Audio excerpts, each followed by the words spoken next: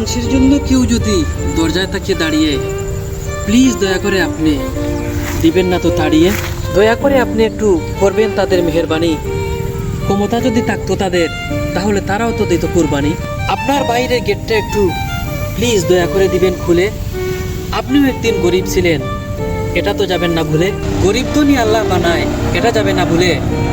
মুহূর্তের মধ্যে আল্লাহ চাইলে নিতে পারেন তোমার সম্পদ তুলে। গরিবদেরও হক আছে, তাদেরও প্রাপ্য মাংস।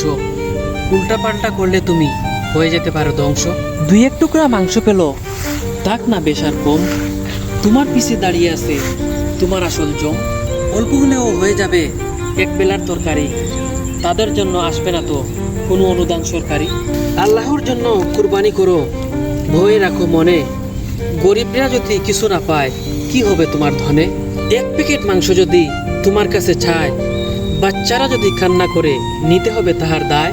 আল্লাহর দেয়া ধন সম্পদ বড়ই নিয়ামত, সময় থাকতে ভয় করো ভাই, রোজ কিয়ামত।